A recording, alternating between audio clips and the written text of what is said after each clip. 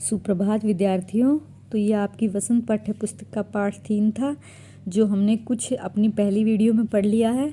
आगे का हम देखिए अपनी दूसरी वीडियो में करते हैं।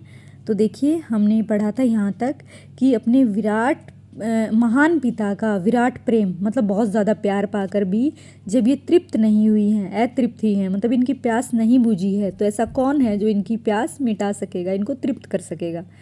तो ये लेखक बता रहे हैं नदियों के बारे में। आगे देखिए, बर्फ़ जली नंगी पहाड़ियाँ, छोटे छोटे पौधों से भरी हुई घाटियाँ, बंदुर अधित्यक्याएँ, सरसब्ज उपत्यक्याएँ, ऐसा है इनका लीला निकेतन। लीला निकेतन मतलब उनके खेलने का जो जगह है, उनका जो घर है जहाँ पे वो लीलाएँ करते हैं, वो कैसा है। बर्फ़ से ढकी हुई पहाड़ियाँ हैं, वहाँ पे छोटे छोटे पौधों से भरी हुई घाटियाँ हैं। घाटियाँ आप लोग जानते ही होंगे, ठीक है। बंदुर अधित्यक्याएँ हैं। बंदुर अधित्यक्याएँ का मतलब है उतार चढ़ाव वाली पहाड़ियाँ, ठीक है, जो ऐसे ऊंची नीची, कभी ऊंची कभी नीची, तो ये जो है बंदुर अधित्यक्याएँ कहेंगे उन्हें। सरसब्ज उपत्यक्याएँ हैं। सरसब्ज उपत्यक्याएँ मतलब क्या हो जाएगा, हरी भरी चोटियाँ हैं, जो इनकी चोटियाँ हैं ना ऊंची ऊंची उठी उठी, वहाँ वो कैसी हैं, हरी भरी हैं। ऐसा है इनका लीला निकेतन, जो इनके लीला करने की जो जगह है वो कैसी है। बर्फ़ से ढकी हुई पहाड़ियाँ हैं, छोटे छोटे पौधों से भरी हुई घाटियाँ हैं, बंदुर अधित्यक्याएँ हैं, मतलब ऊंची नीची पहाड़ियाँ हैं, सरसब्ज उपत्यक्याएँ हैं, ऐसी जगह पे वो अपनी लीलाएँ दिखाती हैं। खेलते खेलते जब ये जरा दूर निकल जाती हैं तो देवदार, चीड़, सरो, चिनार, सफ़ेदा, कैल के जंगलों में पहुंचकर शायद इन्हें बीती बातें याद करने का मौका मिल जाता होगा। तो जब ये अपनी लीलाएं करती हुई कहीं आगे निकल जाती हैं तो क्या होता है, जैसे कि देवदार, चीड़, सरो, चिनार, ये कौन से पेड़ों के नाम हैं जो हिमालय पर्वत पर पाए जाते हैं, ठीक है। उन जंगलों में पहुंचती हैं तो इन्हें अपनी बीती बातें याद आ जाती हैं, ठीक है, कि वो कैसे जो है हिमालय पर्वत पे अपनी लीलाएं करती हैं, और फिर जब आगे भी उनको यही जंगल मिलते हैं तो वो उनको अपनी बाल लीलाएं याद आ जाती हैं, ठीक है। कौन जाने बूढ़ा हिमालय अपनी इस नटखट बेटियों के लिए कितना सिर धुनता होगा। तो क्या कहता है कि जो कौन जानता है इस बात को कि जो बूढ़ा हिमालय है, क्योंकि उनके पिता हैं तो पुराने हैं वो हिमालय पर्वत, तो क्या हुए भी उनको बूढ़ा हिमालय कहा गया है। तो वो कौन जानता है वो जो बूढ़ा हिमालय है अपनी इन नटखट बेटियों के लिए कितना सिर धुनता। सिर धुनना का मतलब हो गया, मतलब उनकी जो ये नटखट अटखेलियाँ हैं उनको बर्दाश्त करता होगा, ठीक है। बड़ी बड़ी चोटियों से जाकर पूछिए तो उत्तर में विराट मौन के सिवाय उनके पास और रखा ही क्या है। अगर हिमालय की ऊंची ऊंची चोटियों से जाके पूछेंगे ना, वहाँ पे जाके देखेंगे तो क्या दिखेगा, उसके उत्तर में, हिमालय कहाँ पे, उत्तर दिशा में, तो उत्तर में क्या है, विराट मौन, एक बहुत शांति है, एक मौन जगह है वो, ठीक है। बहुत बड़ी शांति के सिवाय वहाँ पे आपको कुछ भी दिखाई नहीं देगा, ठीक है।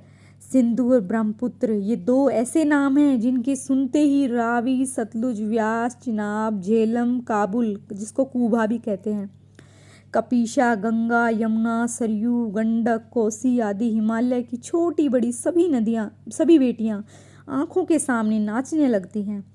तो क्या कहते हैं, अगर सिंधु और ब्रह्मपुत्र, ये जो सबसे बड़ी नदियाँ हैं, सबसे विशाल नदियों के नाम हैं ये, ठीक है। सिंधु के बारे में तो आप जानते ही हो, सिंधु सभ्यता है ना, सबसे पुरानी सभ्यता, आपने हिस्ट्री में ही पढ़ा होगा। सिंधु सभ्यता, यहाँ पे जो भी नगर बसे हुए थे, गांव बसे हुए थे, उन्होंने बहुत ज़्यादा उन्नति की थी, ठीक है।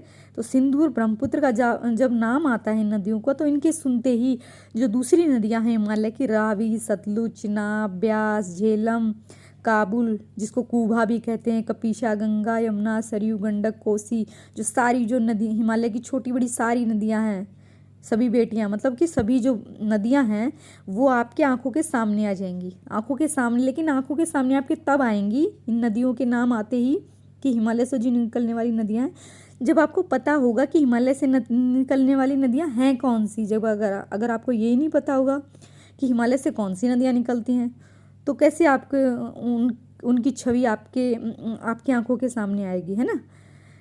तो वास्तव में सिंधु और ब्रह्मपुत्र स्वयं कुछ नहीं है, अगर देखें तो ये सिंधु और ब्रह्मपुत्र जो नदियाँ हैं वो खुद कुछ भी नहीं है। हालांकि ये सबसे बड़ी नदियाँ हैं, बहुत विशाल नदियाँ हैं, लेकिन ये कुछ भी नहीं है अपने आप में। दयालु हिमालय के पिघले हुए दिल की एक एक बूंद न जाने कब से इकट्ठा होकर इन दो महानदों के रूप में समुद्र की ओर प्रवाहित होती रही है। तो क्या है ये? खुद में तो कुछ भी नहीं है। तो लेखक कहता है कि जो दयालु हिमालय है, जो इन नदियों को पैदा कर रहा है, जो उनका पिता है, उनके पिघले हुए, जब उनका दिल पिघलता है एक एक बूंद के रूप में, जो उनकी बर्फ़, दिल पिघलना मतलब उनकी बर्फ़ जब पिघल के एक एक बूंद के रूप में जब इकट्ठा होती है तो वो नदियों का रूप लेती है, छोटी धारा बन जाती है। वो थोड़ी थोड़ी बर्फ़ पिघलती है तो छोटी धारा बन जाती है नदी की, तो बड़ी होकर एक विशाल रूप ले लेती हैं। तो ये दो महानदियाँ जो हैं बन जाती हैं, और ये किसकी तरफ प्रवाहित होने लग जाती हैं? समुद्र की तरफ। ठीक है, तो ये समुद्र की तरफ प्रवाहित होती हैं। कितना सौभाग्यशाली है वह समुद्र जिसे पर्वतराज हिमालय की इन दो बेटियों का हाथ पकड़ने का श्रेय मिला।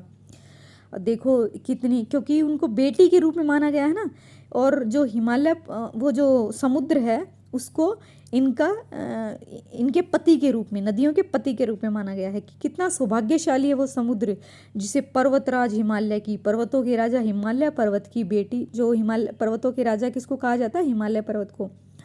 तो पर्वतों के राजा हिमालय पर्वत की बेटियां जो है, दो बेटियां, जिसमें सिंधु और ब्रह्मपुत्र के बारे में बता रहा है ये बेटा। तो जो सिंधु और ब्रह्मपुत्र की, जो हिमालय की जो दो बेटियां हैं, उनका हाथ पकड़ने का श्रेय मिला, मौका मिला है समुद्र को। ठीक है, वो कितना सौभाग्यशाली है। जिन्होंने मैदानों में ही इन नदियों को देखा होगा, कि जिन लोगों ने केवल मैदानों में ही नदियों को देखा है, उनके ख्याल में शायद ही यह बात आ सके कि बूढ़े हिमालय की गोद में बच्चियां बनकर ये कैसे खेला करती हैं। कि जैसे हम लोगों ने केवल हिमालय, इन नदियों को केवल अपने समतल मैदान में देखा है। हम में से ज़्यादातर मैं भी ऐसी हूँ और आप भी कुछ ऐसे ही होंगे कि हमने जो है हिमालय पर्वत से नदियों को नहीं देखा है। तो जिन्होंने नहीं देखा है तो उनके लिए उनको क्या पता होगा कि हिमालय की जो नदियाँ हैं वो अपने पिता की गोद में, बूढ़े हिमालय की गोद में बच्चियाँ बनकर कैसे खेलती हैं। ठीक है, माँ बाप की गोद में नंग धड़ंग होकर खेलने वाली इन बालिकाओं का रूप पहाड़ी आदमियों के लिए आकर्षक भले न हो, लेकिन मुझे तो ऐसा लुभावना प्रतीत हुआ वह रूप कि हिमालय को ससुर और समुद्र को उसका दामाद कहने में मुझे कुछ भी झिझक नहीं होती है। तो लेखक कहता है कि जब छोटा बच्चा जो होता है वो नंग धड़ंग होकर, है ना, कैसे भी कपड़े पहनता है, नहीं पहनता, तो वो अपने पिता की गोद में जो है खेलता रहता है। तो ऐसे ये बच्चियां भी जो है, क्या ये बालिकाएं भी अपने पिता की गोद में जो है खेलती हैं।